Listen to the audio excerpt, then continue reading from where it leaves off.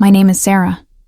I used to believe that love was supposed to be louder than silence, until my family taught me that their silence was the loudest rejection of all. The morning my grandmother died, I was holding her hand. Her fingers were cold, paper thin, and they trembled against mine like autumn leaves ready to fall. She had been my anchor for 27 years, the only person who never looked at me like I was somehow less than what they expected. When her breath finally stopped, I felt something inside me break. Not just grief, but a terrible knowing that I was now truly alone in a family that had never really claimed me. My Aunt Rebecca arrived at the hospital 40 minutes later, dressed in black like she had been preparing for this moment. She didn't cry. She didn't even look at grandmother's still form on the bed. Instead, she pulled out her phone and started making calls. Funeral home, lawyer, insurance company. Her voice was crisp, efficient, like she was handling a business transaction rather than saying goodbye to her mother. "We need to move quickly," she said to whoever was on the other end of the line. "There's a lot to sort through." I stayed by grandmother's side until the nurses came to prepare her body. I whispered things I should have said while she could still hear them. How grateful I was for every story she told me. Every Sunday dinner she insisted I attend, even when the rest of the family made me feel invisible. Every time she defended me when my mother's disapproval became too sharp to ignore. The funeral was held 3 days later. I sat in the front pew, as grandchildren do, but I felt like an intruder. My cousins, Rebecca's children, spoke about grandmother's legacy, her strength, her wisdom. They shared memories I had never been part of, moments that seemed to exclude me by design. When it was my turn to speak, I talked about the quiet afternoons we spent together, the way she taught me to make her famous apple pie, how she always saved the newspaper crossword for me to help her solve. The church was polite but distant. They nodded appropriately, but I could feel their restlessness. These weren't the grand, sweeping memories they wanted to hear. These were small, private moments, the kind that don't translate well to an audience that had never seen me as part of the family narrative. After the service, as people filed past to offer condolences, I noticed how many of them seemed surprised to see me there. "Oh, Sarah," they would say, as if suddenly remembering I existed. "I didn't know you were so close to your grandmother."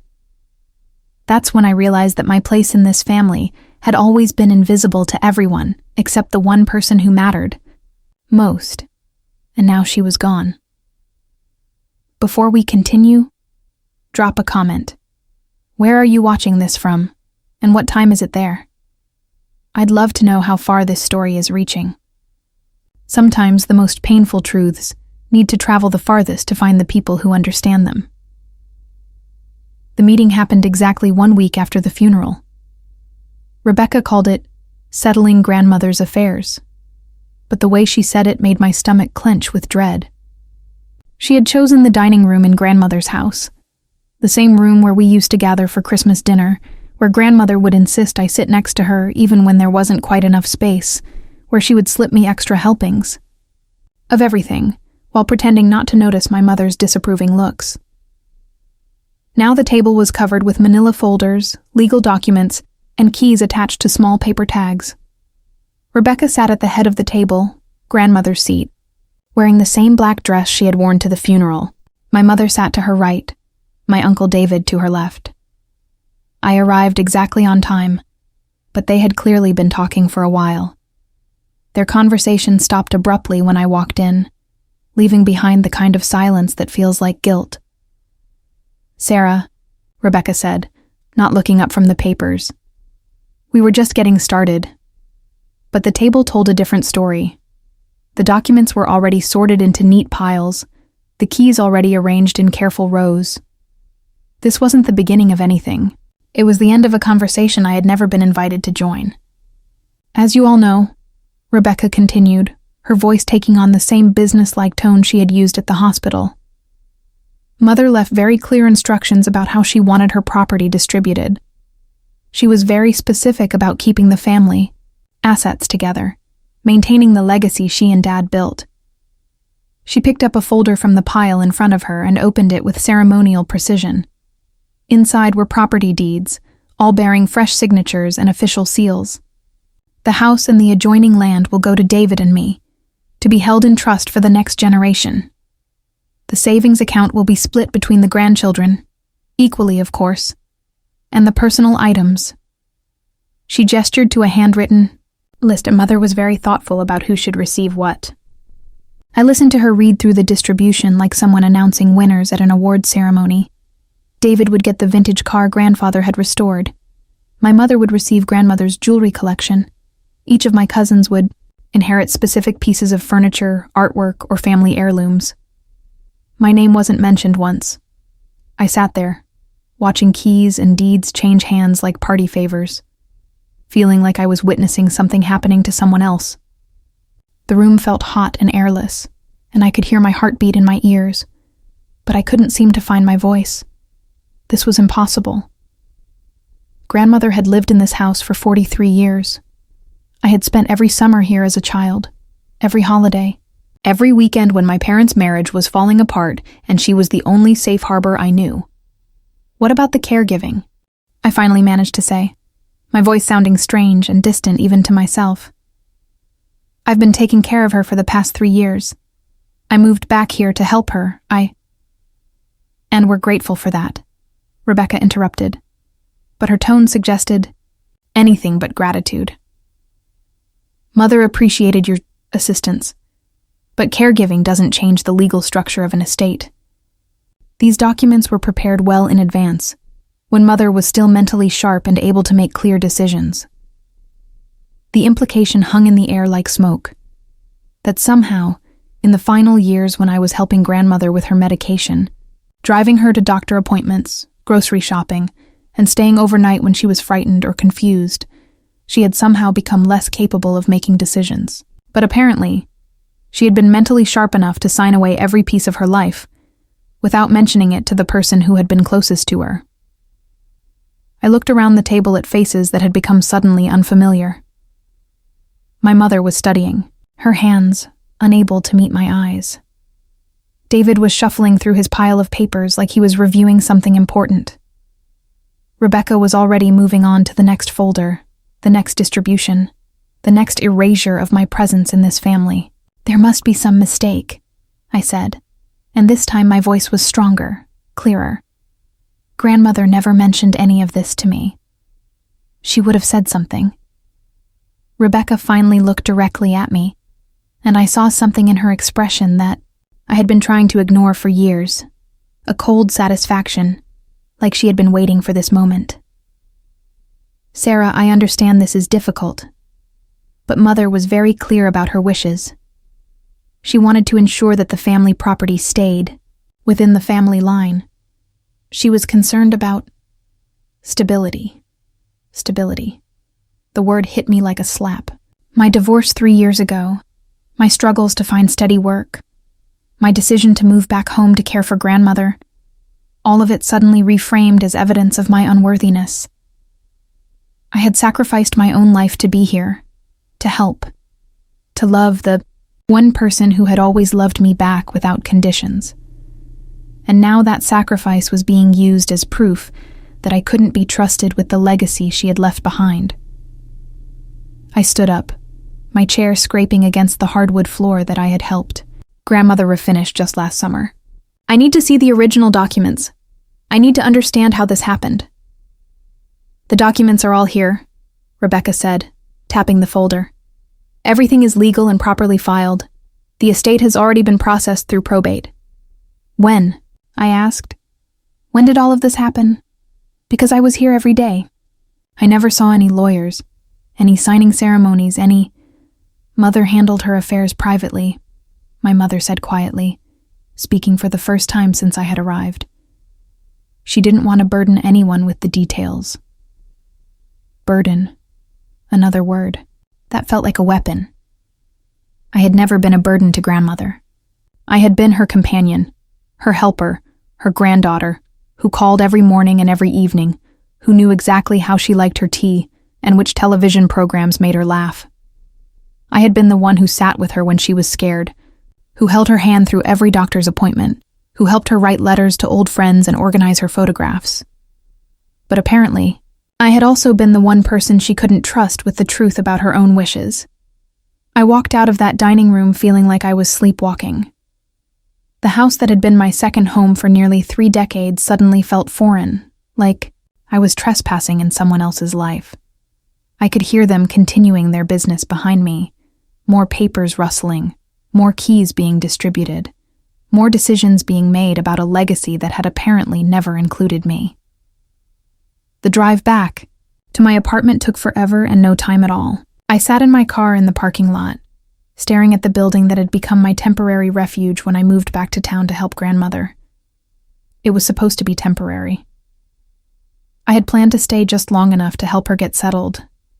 Maybe find her a good home care aide, maybe convince her to move to a senior living community. But she had seemed so frail, so grateful for my presence, so afraid of being alone.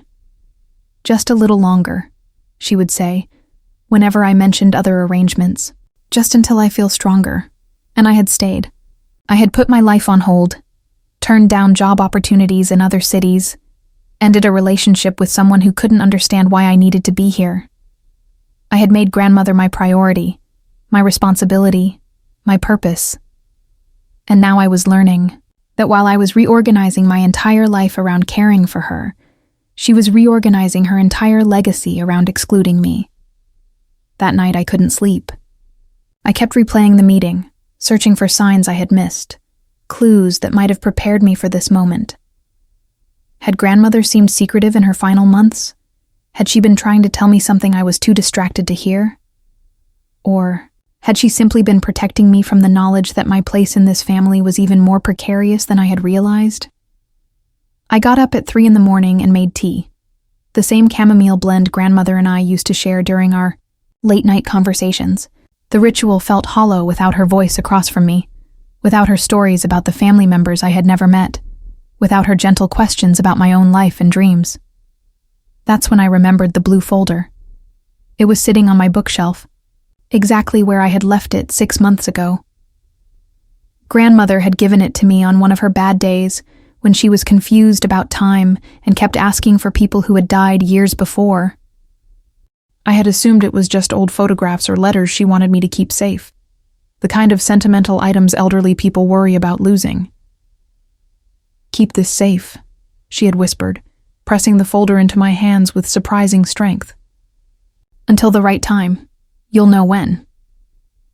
I had tucked it away and forgotten about it, focused on more immediate concerns like her medication schedule and physical therapy appointments. But now, in the quiet darkness of my apartment, those words took on a different weight. "You'll know when." I pulled the folder down from the shelf and opened it for the first time. Inside were documents I didn't recognize, legal papers with official seals, handwritten notes in grandmother's careful script, and at the very bottom, a sealed envelope with my name written across it in her distinctive handwriting. My hands were shaking as I opened the envelope and unfolded the letter inside. The date at the top was from 8 months ago, during one of the periods when grandmother had seemed most lucid and determined. "My dearest Sarah," the letter began in her careful handwriting, "if you are reading this, then I am gone. And I suspect Rebecca has already shown you her version of my final wishes. I need you to know that what she showed you today is not the whole truth. It is not even close to the truth." I had to stop reading and catch my breath. My grandmother's voice was so clear in those words, so unmistakably her mix of gentleness and steel. I could almost hear her speaking them aloud in the quiet way she used when she had something important to say. "I have known for many years that Rebecca resents you. She has never forgiven me for the attention I gave you as a child, for the way I defended you when your mother was too harsh, for the love I couldn't help but show you because you needed it so desperately. She sees you as competition for something that was never a competition. My heart is big enough for all of you, but some people can only see love as a finite resource that must be hoarded and protected." The letter went on to explain what I had been too young and too trusting to understand. Rebecca had always been jealous of the relationship grandmother and I shared. She had interpreted every act of kindness toward me as somehow diminishing her own inheritance, her own place in the family hierarchy. And when I moved back to care for grandmother, that jealousy had crystallized into something more dangerous, a determination to erase me from the family legacy entirely. I knew she would try to manipulate the situation after my death. Grandmother continued. She has been asking questions about my will for years, making suggestions about how I should distribute my property, always with the underlying assumption that you should be excluded from any meaningful inheritance. She believes that because you struggled after your divorce, because you chose caregiving over career advancement, because you have always been different from the rest of them, you are somehow undeserving of the security I want to provide for you. I wiped tears from my eyes and kept reading. The next part of the letter explained the documents in the folder, a complete set of legal papers that told a very different story from the one Rebecca had presented at the dining room table. The house and the land are yours, Sarah. They have been yours for over a year, ever since I had my real will prepared and properly witnessed. The documents Rebecca showed you today were prepared without my knowledge or consent. I suspect she had them drawn up after my diagnosis, when she thought I was too confused to notice or object. But I was more aware than any of them realized, and I took steps to protect what I wanted to leave to you. The folder contained the real will, signed and notarized 8 months before grandmother's death. It left the family home, and its 5 acres of land directly to me, along with the majority of her savings and personal possessions. There were also copies of medical evaluations, proving that grandmother had been mentally competent when she signed these documents, and a detailed letter from her attorney explaining the legal protections that had been put in place.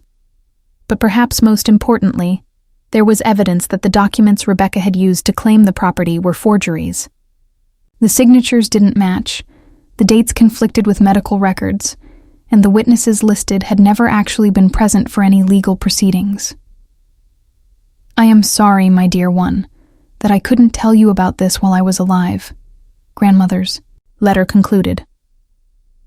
I was afraid that if Rebecca knew what I had planned, she would find ways to manipulate or intimidate you into giving up your inheritance. I wanted to protect you from that fight while I was still here to witness it. But I also knew that you are stronger than you realize, stronger than they have ever given you credit for, and that when the time came, you would know what to do with the truth. I sat in my kitchen until dawn, reading through every document in the folder, understanding for the first time the elaborate deception that had been orchestrated around my grandmother's death. Rebecca hadn't just excluded me from the inheritance.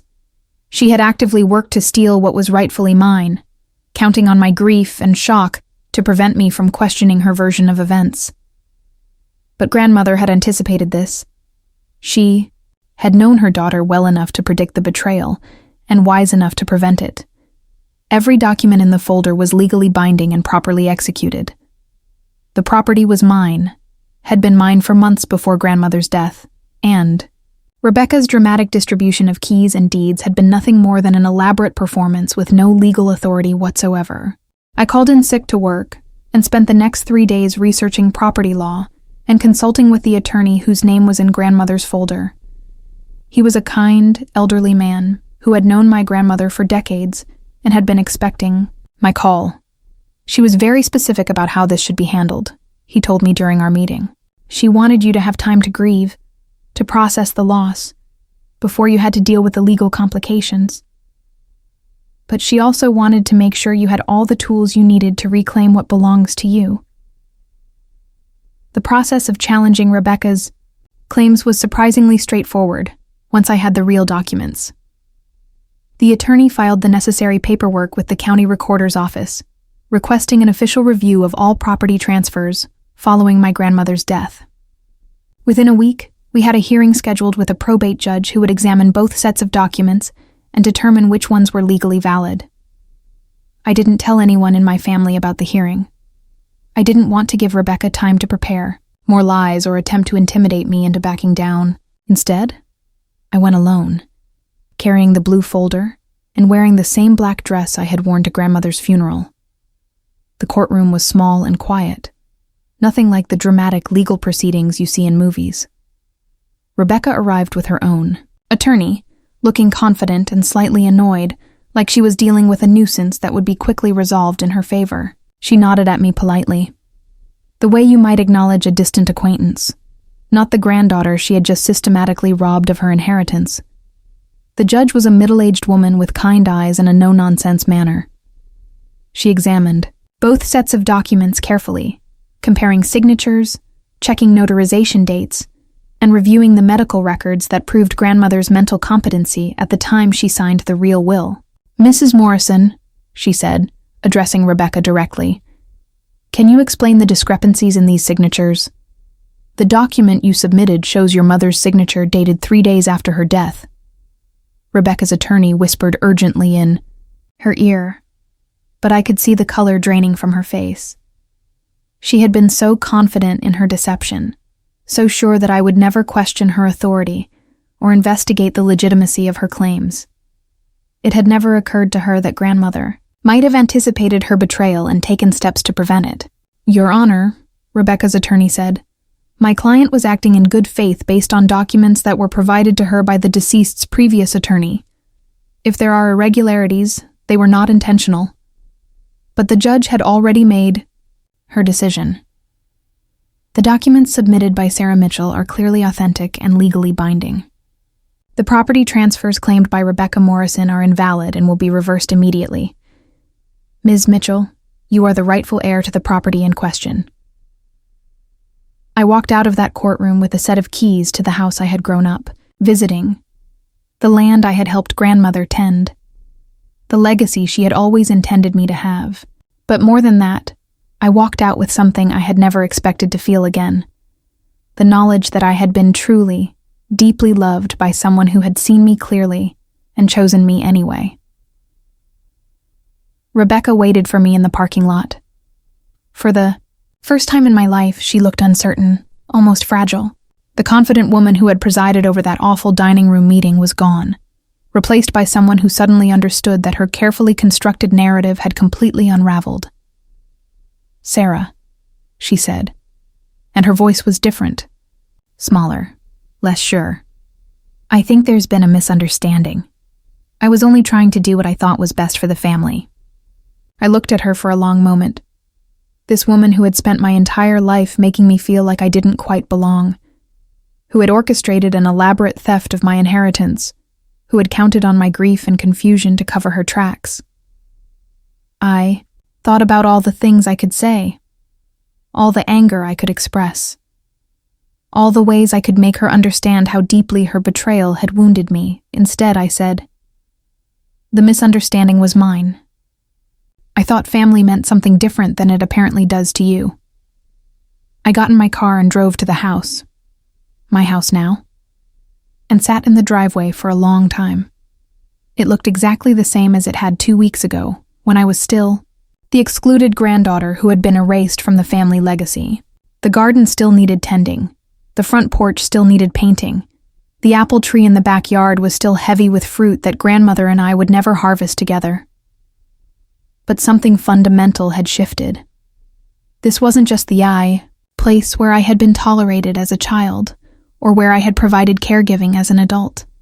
This was my inheritance, my security, my grandmother's final gift to me. It was proof that I had been seen, chosen, and loved in ways that transcended the petty jealousies and calculated cruelties of the rest of my family. That evening, I called my mother. I hadn't spoken to her since the dining room meeting, and I wasn't sure what to expect. When she answered, her voice was quiet, almost ashamed.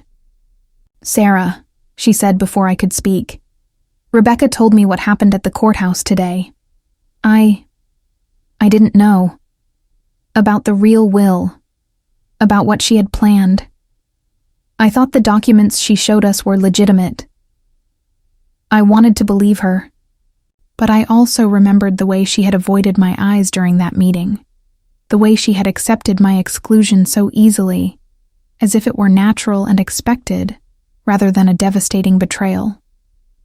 Did you ever ask yourself why grandmother would leave me nothing, I said. After everything I did for her, after all the years I spent helping her, did it seem right to you that I would be completely forgotten? There was a long silence on the other end of the line. When my mother spoke again, her voice was even quieter. No, it didn't seem right. But Rebecca was so certain, so prepared. She had all the paperwork, all the explanations, and I've always found it easier to go along with Rebecca's plans than to question them. That confession told me everything I needed to know about my family's dynamics. Rebecca had been the decision maker, the organizer, the one who shaped the family narrative, and everyone else, including my mother, had simply followed her lead, even when that lead took them into morally questionable territory. The house is mine now, I told her. It always was mine. Grandmother made sure of that. But she also made sure I would understand exactly how little I could count on the rest of you to support me when it mattered. My mother started to cry then. Quiet tears that carried decades of guilt and recognition.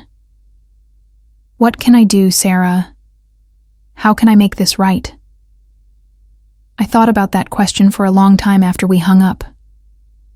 How do you make right a lifetime of being treated as less than, of being excluded from family decisions, of being made to feel like your love and care were somehow insufficient? How do you repair the damage done by years of subtle rejection and not so subtle dismissal?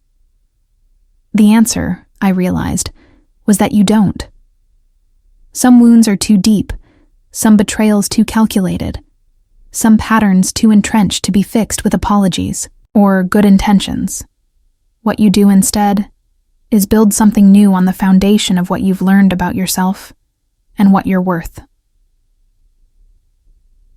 I spent the next month settling into the house, making it truly mine rather than just the place where I had been grandmother's caregiver. I painted the walls colors that made me happy, rearranged the furniture to suit my own needs, planted a garden that reflected my own tastes rather than trying to maintain someone else's vision.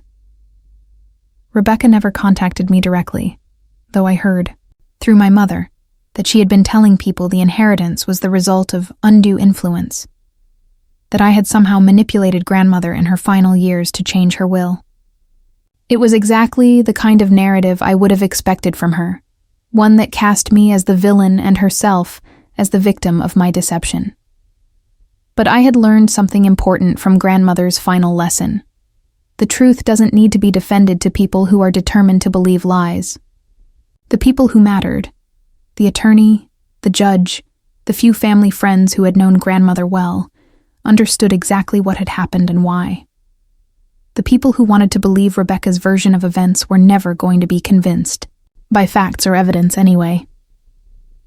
6 months after the courthouse hearing, I was working in the garden when a car pulled into the driveway. It was my cousin Michael, Rebecca's youngest son, who had always been kinder to me than his siblings. He got out of the car slowly, looking around the property with an expression I couldn't quite read. "Sarah," he said, walking toward me with his hands in his pockets. "I wanted to talk to you about what happened, about my mother and the will and everything." I set down my gardening tools and waited for him to continue. I had learned not to assume anything about my family members' motivations or loyalties. "I knew," he said quietly. "About the documents my mother showed us that day. I knew they weren't right. Great-grandmother had told me months before she died that she was leaving the house to you, that you deserved it, because you had given up so much to take care of her. But when my mother said otherwise, when she had all those papers and seemed so sure, I didn't know what to do. I was afraid to contradict her." I nodded, understanding more than he probably realized. Fear of Rebecca's anger, of her ability to exclude and punish, had governed my family's behavior for decades. Even when people knew she was wrong, the cost of opposing her seemed too high. "I'm sorry," Michael continued. "I should have spoken up. I should have supported you when you needed it. I was a coward, and I let you down when you needed family most." His apology was genuine, and it meant more to me than he could know. It was the first acknowledgement from anyone in my family that what had happened to me was wrong, that I had deserved better from the people who were supposed to love and protect me. "Thank you," I said, "for telling me now, for coming here." We talked for another hour, sitting on the front porch that I had finally gotten around to painting. He told me about his own struggles with his mother's controlling behavior, about the ways she had manipulated family relationships for years, about his regret over not finding the courage to oppose her sooner. As he was leaving, he turned back to me with a small smile. "Great-grandmother was right about you, you know. You are stronger than any of us gave you credit for, including yourself." After he drove away, I sat on the porch steps and watched the sun set over the land that was now legally, officially, and permanently mine.